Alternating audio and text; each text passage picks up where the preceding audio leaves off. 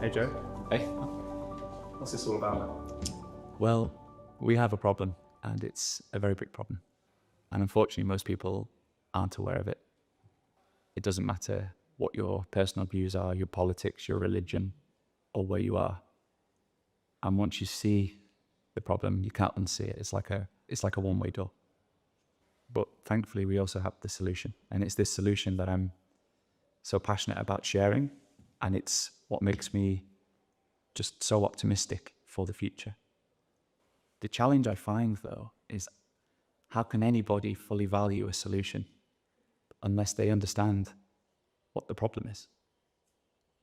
And so I put this presentation together for some friends, and it assumes no knowledge other than just being a human being with some life experience. And they encouraged me then to make this presentation into a video so I can share it with everyone. So I hope you enjoy.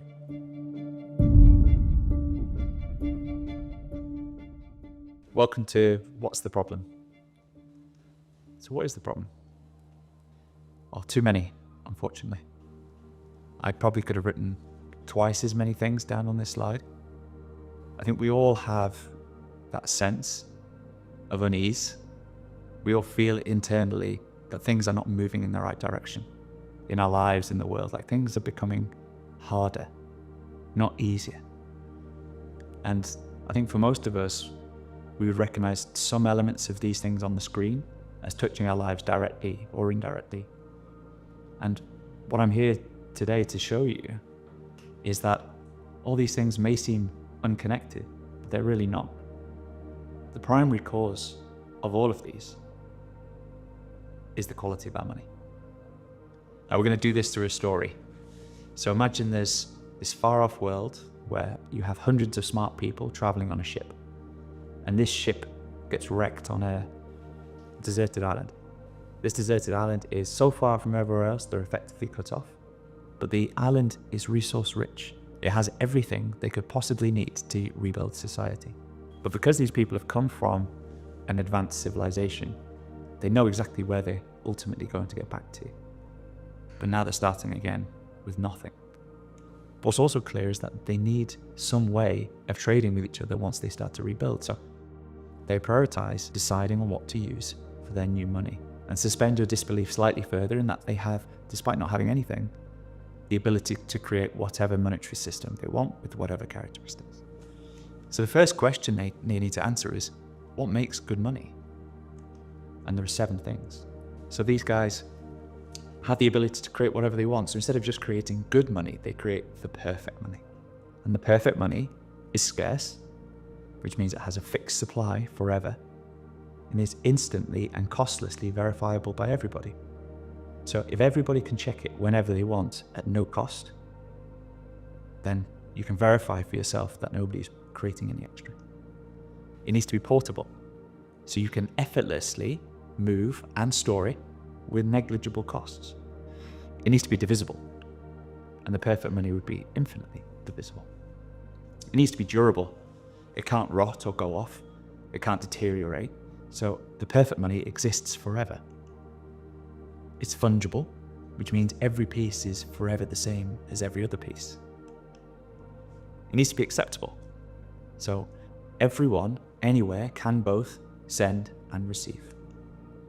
And the really important one is it needs to be censorship resistant. You hold it yourself. Nobody can take it away from you without your permission, and no one can stop you sending or receiving it. So this is great. They decide on perfect money. But then there's a disagreement. 2 leaders emerge from within the population.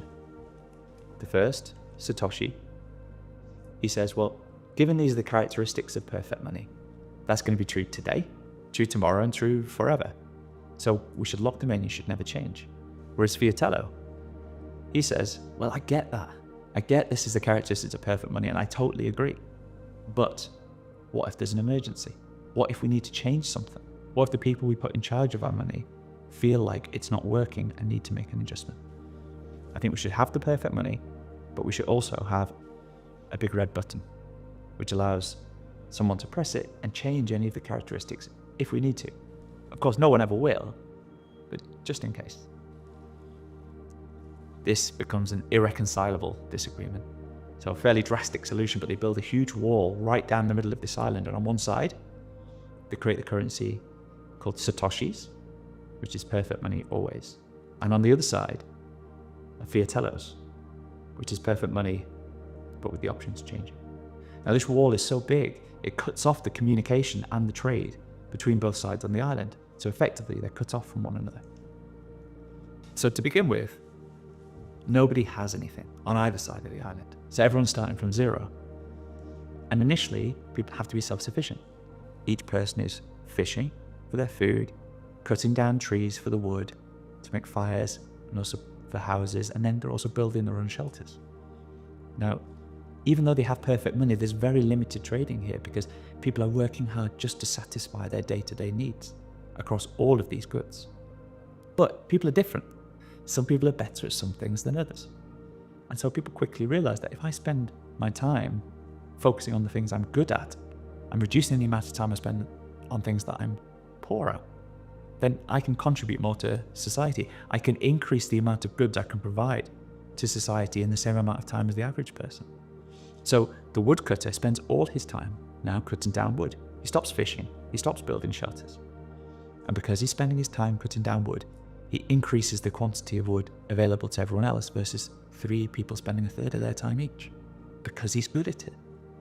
And not only does the increase in the quantity of wood available reduce the price of wood for everybody on the island, the quality is also high. He's better at doing it. He produces a higher quality output. So prices fall and quality increases. And not only that, he's not the only woodcutter. There are multiple woodcutters. So they're all competing to supply wood to everybody else. And they're competing at price and in terms of quality. And now what happens is, because the woodcutter needs other goods to survive, he has to sell the wood to buy fish, he has to sell the wood to pay for the services of the home builder. So now everybody is actively trading in this perfect money. Now, because processes continue to improve, the woodcutter can now satisfy the needs of the rest of the population for wood in a smaller amount of time. He can then take that time and think about his own processes, his own innovations. Maybe he can make cutting down wood even more efficient. And if he does that, it drives prices lower. It drives quality higher. Maybe he reaches the end of his innovation within his woodcutting and then uses the excess money and excess capital he has to invest in other people. Maybe he lends it to the fisherman, who then builds a boat to increase the amount of fish the fisherman can catch for everybody. So what happens over time in a free market with perfect money, prices go down forever and quality goes up forever. So what people see on both sides of the island is that the purchasing power of their money starts to increase. Goods cost less tomorrow than they do today, so the price of tomorrow is lower. The purchasing power of both currencies is increasing at about 3% a year. And this lifts the quality of life. Life becomes cheaper and cheaper over time for everybody, not just those people who are most productive in society. But the key thing is the money itself is becoming more valuable over time. That is, until these guys come along. So now, because the society is growing and the population is growing, both sides of the island elect a government. Now, it doesn't matter if the government is left or right, big, small, up, down, doesn't matter. They are all the same when it comes to this. Now, however well run the government is, inevitably it will hit a deficit at some point.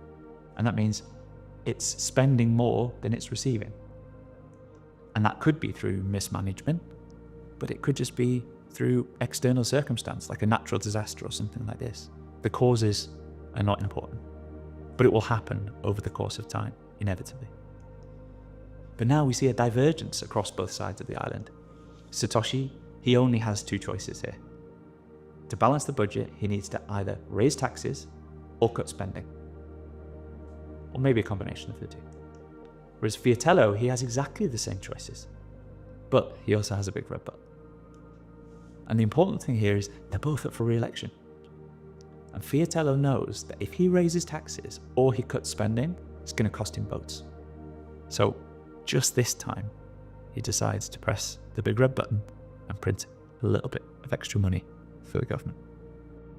Okay, so what are the consequences? Well, for Satoshi, not great. He cannot hide those changes from the population because they're paying more in taxes or they're getting less back from the government from its spending. So he loses the election, but government reduces in size naturally. So now overall, the efficiency in the economy is increased, but not only this, the social balance is improved within the economy because people now realize there is no free money. Taxes need to balance spending. But the important thing is prices continue to fall and quality continues to increase. Now for Fiatello, great news, he gets re-elected. And to start with, it's consequence-free. Like he thinks this is the greatest thing ever. I get re-elected and there's no downside. But something's changed.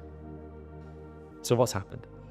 Fiatello's pressed the big red button, which has printed some money for the government, which has debased the currency.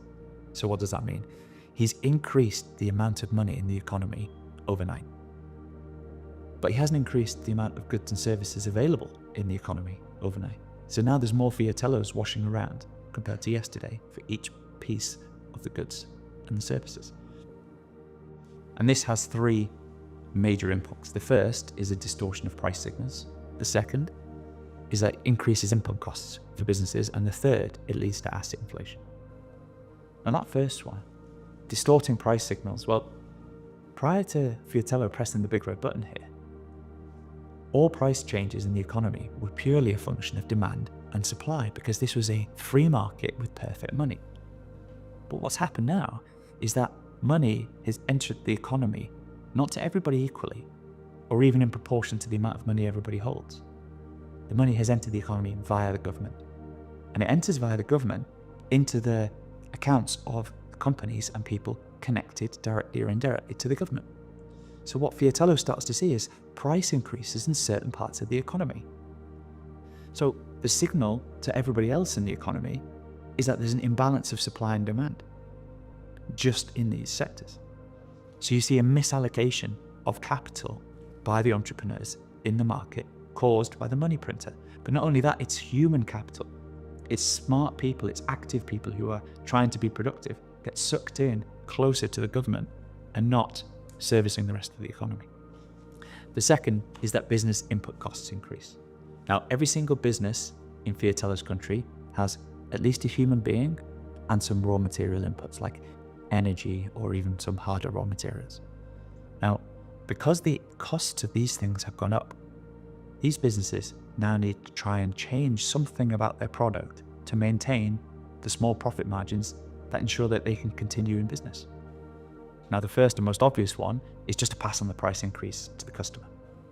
The second is to keep the price the same and the quality the same, but just shrink the product.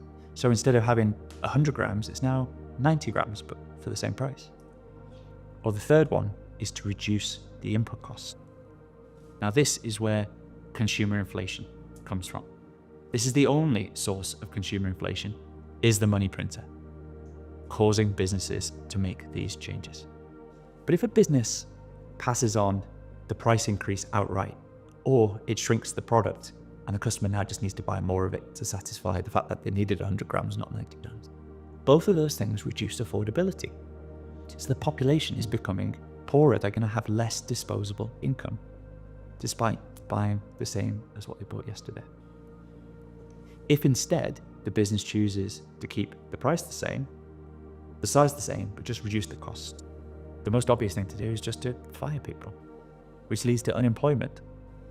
And now there are fewer people with jobs, which reduces the overall affordability for the population in Fiatello's world. But not only that, now the government's got a second issue it needs to solve. How does it help support all these people who are recently unemployed? But the most insidious way is for companies to reduce their input quality. And so what Fiatello starts to see is there's a rise in obesity across the population because the food that was previously fresh and had high quality ingredients is replaced with ever lower quality ingredients and more industrialized sludge. So this leads to obesity. It also leads to a myriad of secondary health issues, which causes a health crisis. And now the government has to step in and figure out how it needs to support all these people who are now unhealthy. The third is asset inflation. Since Viatello pressed the big red button, asset prices have been going up. The stock market goes higher and higher and higher. House prices go higher and higher and higher. He thinks I'm some sort of economic genius. But they're going up in price because he's just created more Viatellos. So anybody who knows that there are more Viatellos in the system, of course, wouldn't sell their asset for the same as they did yesterday. They would take into account the fact that there were just more Viatellos in the system. So this is what is driving these prices up. But this asset increase is good for the people who own the assets, but not for the people who don't. So he has a wealth inequality begin to emerge across the economy. And not just that, because house prices are now more expensive, the rent is more expensive. So he sees increased levels of homelessness. And this increased levels of homelessness, guess what, require more government intervention to try and deal with. And now asset prices are flying, the stock market's on fire. The prevailing perception across the population is, why would I not invest? Why would I just keep the money? I should be buying the stock market, I should be invested, I should be buying a second home to rent out, I should be buying speculative assets because they never go down, they just go up. If I don't invest, I'm a fool. And because the assets are going up, the banks are pushing ever more leverage for people, pushing bigger and bigger mortgages to individuals, to loans to companies. But now that house prices have gone up, and now that everyone has more debt, at the same time as families are struggling with affordability of day-to-day life, it's now much harder to buy a house. So families where previously they could have one main earner and afford to buy a house with a mortgage can't anymore. You now need both parents working. Both parents working to afford the mortgage and afford to live. And when that happens, people spend less time together and you start to see the breakdown of the nuclear family. They spend less time with their children. They can afford to have fewer children. Now, because you have decline in birth rates, Viatello starts to see a change in his demographics across the population. Fewer children are being born, whereas the older generations are living longer. And he now starts to realize that the promises he made to these older generations about being able to retire at a certain age or having a good quality of life or defined income in their retirement can't be delivered upon. For those not lucky enough to be able to buy a house, who are maybe stuck renting. Whereas before, they could think about renting the same place for 3 years or 5 years because the rent goes up too much every year. So now they're thinking about 1 year, maybe 2 years. You're planning less for the future. Maybe you're putting off getting married, putting off having children. You start to prioritize today at the expense of tomorrow. People see that they're saving their Viatellos never gets them anywhere because the asset prices are going up too quickly. They'll never be able to buy a house. So if you never be able to buy a house, then prioritize living your best life and going on a holiday and spending more, enjoying yourself. But for those not fortunate to be in this position, for those that every day is a struggle feeding themselves and their families, housing themselves and their families, they're stuck on a treadmill of decline. Now, every day is harder, which leads to a growth in addiction, various forms of addiction, including opioids across Viatello's island, which leads to yet more of a health crisis and yet more intervention from the government. And all of this leads to a mental health crisis across the population. And now the government finds itself in a position where, because it's pressed the big red button, it's created a whole range of secondary issues that now it needs to step in and try and solve. And because it has to step in and try and solve these things, it means the government needs to divert more capital to these areas of the economy, which again is a greater misallocation of capital, which pulls more entrepreneurs into the wrong parts of the economy through the distortion of the price signals. And between the increased leverage in the economy driven by the banks and the misallocation of capital, it sows the seeds of the next emergency. And Viatello has only one choice, and that's to press the big red button again. And now he's starting to realize that actually this wasn't consequence-free. But now he's lurching from crisis to ever bigger crisis. He presses the big red button, which debases the currency, which leads to bigger government and more involvement in everything. And now not only is the government bigger, but the government has spawned a series of parasitic industries attached to it. Big pharma, who are increasingly involved with the government to try to deal with the symptoms, but not the causes of the various health crises.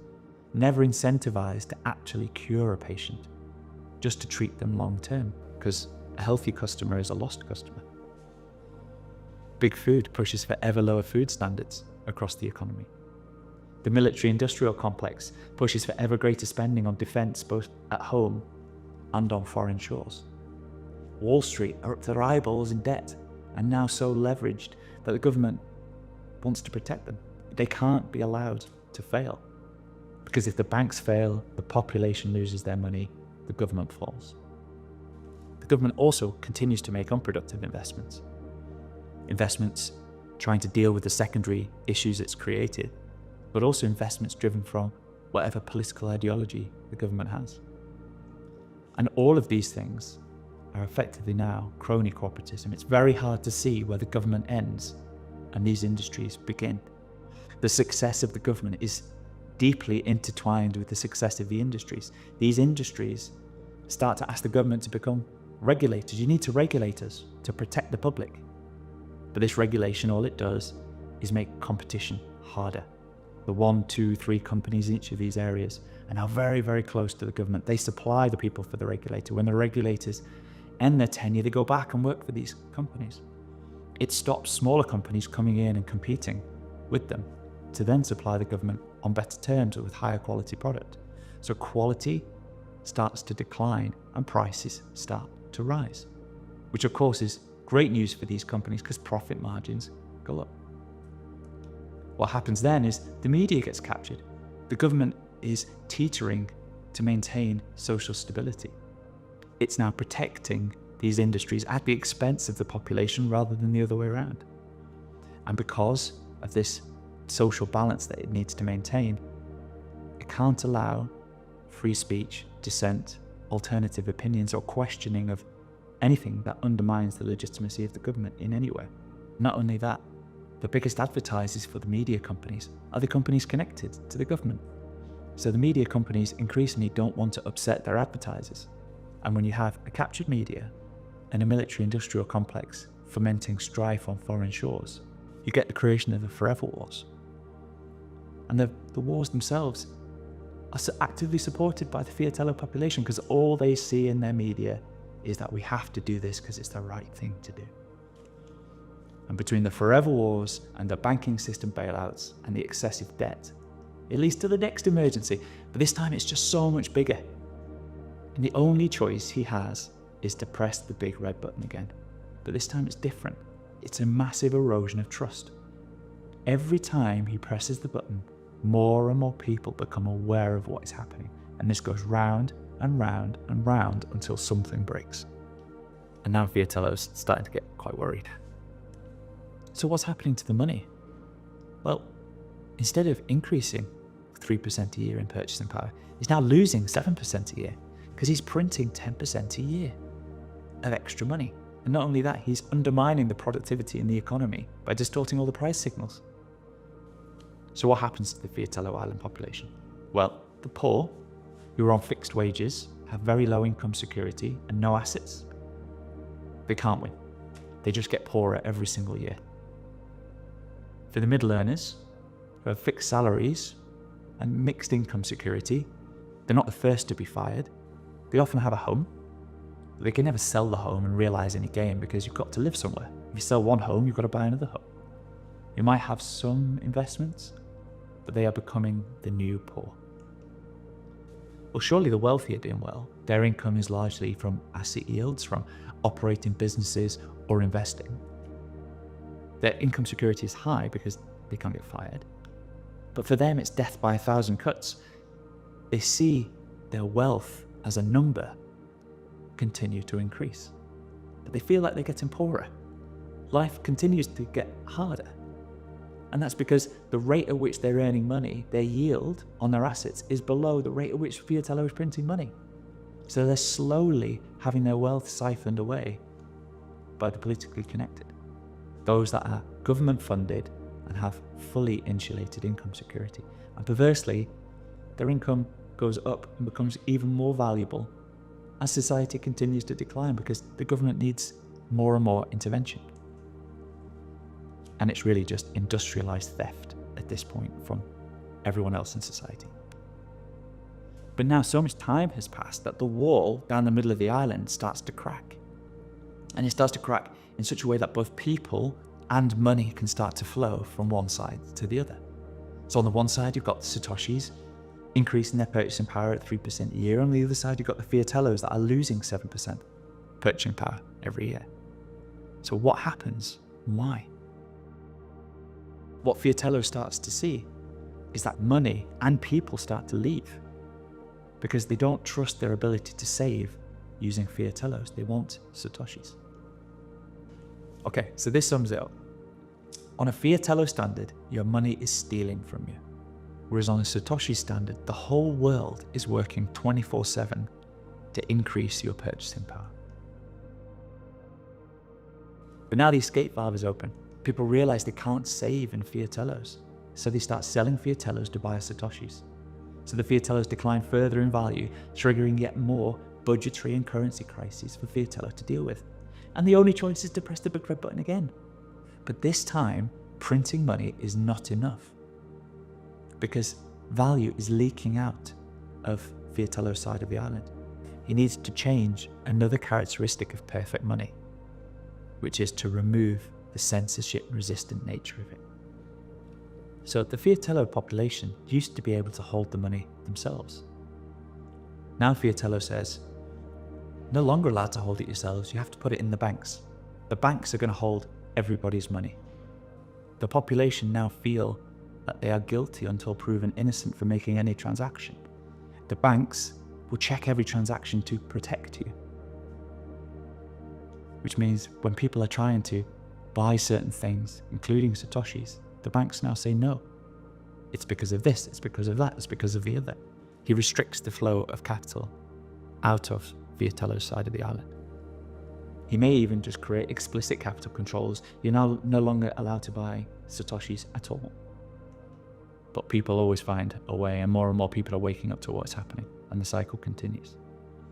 But the important thing is the wealth and the people flee to the uncorrupted money. And now Fiatello is beginning to really panic. So where does it end for Fiatello? Well, if he's lucky, with sustained inflation, allowing the government to inflate away its debts and slowly siphon away the wealth of the public. This may even border on hyperinflation. I say lucky because it's very hard to do that and maintain social cohesion, and something is likely to go wrong. It will definitely be asset seizures. Now that all the money is held in the banks, one day Fiatello will decree that we're all in it together, and the banks will hand over a proportion of that capital to the government. Just like in Cyprus in 2013, if you held over 100,000 euros in the bank overnight, 45% of that went to the government. The public was effectively bailed in to bail out the banks and the government from their own mismanagement. It also happened in the US in 1933. They made gold holdings for the individual illegal. And this lasted for almost 40 years. If you held more than $100 of gold and you were caught, $10,000 fine or 10 years in prison. And this is when $10,000 was a huge amount of money. Fiatello sees a rise in political extremism on both ends of the spectrum. The government never explains to the population where these problems are coming from. They don't tell them it's because of the money printing via the big red button. They control the media. The government is protective of itself. They don't tell the population the truth. They don't help the population join the dots. They don't explain the link from the big red button to the issues. They blame it on the greedy businessmen, or the billionaires, or that foreign dictator, or this or that. And then what happens is people ask for more help and more support from the government to deal with all of these issues, until the only solution is the government's involved in everything. So at every step of this journey, the solution to all the problems has always been more government involvement. And so the people see these problems and vote for more government involvement to solve them. Or something worse. But in all scenarios, people want to hold Satoshis and not fiatellos. So if we go back to that list of 7 characteristics of perfect money, fiatello only changed 2 of them. The other 5 are still exactly the same. And look where he ended up.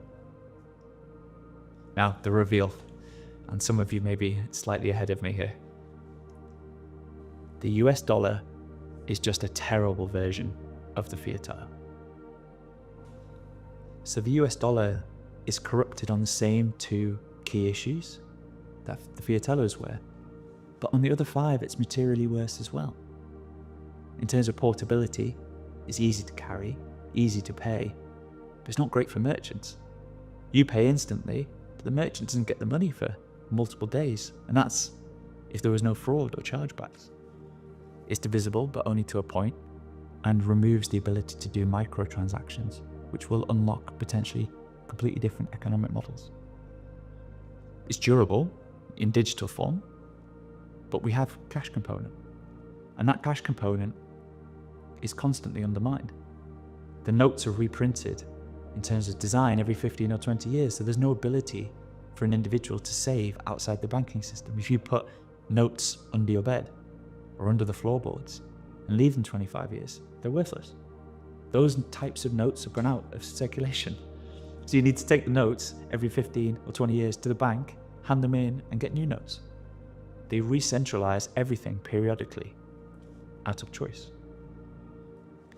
They're fungible, which means every dollar is the same as every other dollar until it's not. Some countries around the world have already introduced what are known as CBDCs, which are central bank digital currency. But effectively, it's programmable money. A specific dollar may have an expiration date. You need to spend it before this period of time elapses, or else it disappears. Or a dollar may have only specific use cases. You must spend this dollar on X or Y, or you must not spend this dollar on A, B, C. The dollar is very acceptable around the world, but you can't pay for it everywhere. And typically, most national currencies are only acceptable in their own country. And the US has a major fiatello problem. This is the budget for 2024, the budget, not the actuals, which of course were worse. But a deficit of almost 2 trillion on a spend of just over 6 trillion. That's a loss in 1 year. Now, to put that in context, they'd have double the amount of individual income taxes for everybody in the US just to balance that. And on the cost side, they can make some improvements, but there are some key things there you just cannot remove, like the debt interest. And the consequences, well, this is a chart of the amount of money in the system in dollars and the amount of debt issued by the US government over time. Now, I've labelled 1971 on here because that's when the US came unilaterally off the gold standard. Prior to 1971, you could give your dollars back and receive gold in return. Nixon took the US off the gold standard and every currency in the world followed. And since then, it's allowed the US to print unlimited amounts of money to satisfy its own needs. And the red chart on the left-hand axis shows that amount of money is now 22 trillion. And on the right-hand side, you've got the US government debt, which even a month later, this chart is now out of date. It's now 36 trillion. And this doesn't include the unfunded liabilities, the amount of money the US government has committed to pay at some point in the future through Social Security, Medicare, Medicaid. But it hasn't had to write the check yet. Now, depending on how you calculate that, it's between 50 and 200 trillion on top of 36 trillion of debt. The only way to solve that is more money printing. So the money printer is systematically destroying the purchasing power of the dollar. Now, you may think I have something against the dollar. I absolutely don't. The dollar is the best that we have. I would love to be able to use the dollar, as would the vast majority of people around the world. But unfortunately, most people just aren't as lucky. This is the performance of all the other currencies versus the dollar over the last 10 years. Some have near enough disappeared completely, and some absolutely have. They've ceased to exist. The people who saved their economic energy in those currencies have seen them vanish. The unfortunate reality here, as the wonderful Lynn Alden repeatedly says, is nothing stops this train there is no way out for governments. The only solution is to keep pressing the big red button. And so the conclusion is a quote from Hayek, who was an economist of the Austrian school, is that the history of government management of money has, except for a few short happy periods, been one of incessant fraud and deception. And he said this in 1988. Now, that would all be pretty depressing if there wasn't a solution. But thankfully, there is. The only solution here is the separation of money and state. The government cannot be allowed access to a big red button. And Hayek again, and this time the quote's from 1984. I don't believe we shall ever have good money again until we take it out of the hands of government. We can't take it violently out of their hands. All we can do is, by some sly, roundabout way, introduce something they just can't stop. Brilliant quote. So I hope now, with these links between the big red button and the money printer and all of these issues that we see in our lives today, that it's now much clearer that if we can fix the money, we'll fix the world. And the good news here, and this is the best news, is that Satoshis are real. And even Fiatello is now a convert. The solution is Bitcoin. One Bitcoin is 100 million Satoshis, in the same way that $1 is 100 cents. Now, you may feel you know about Bitcoin already because of something you've been told by friends or you read in the media. I would encourage you to start again. When we derive our information from media or people who have derived their information from the media, and that media is connected to the people who own and benefit from the money printer, it tends not to be necessarily the most accurate information. So don't trust, verify.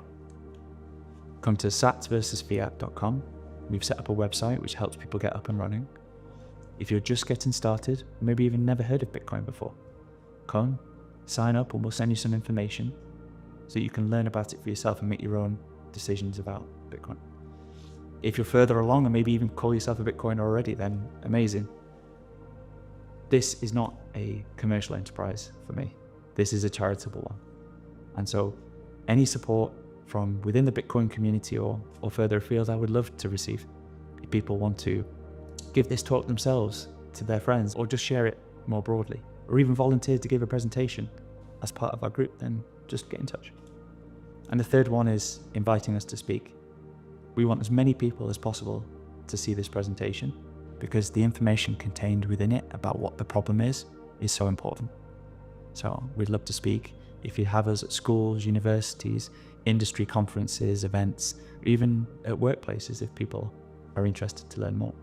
So please just get in touch. Here's the QR code which will take you directly to the website. Alternatively, if you are on X and want to come and say hi and join the conversation with us, then please do. Firstly, thank you for watching. I hope you enjoyed it. Please share this with anyone you care about. And if there's one thing that you take away from this, is I hope you will remember that if we fix the money, we'll fix the world.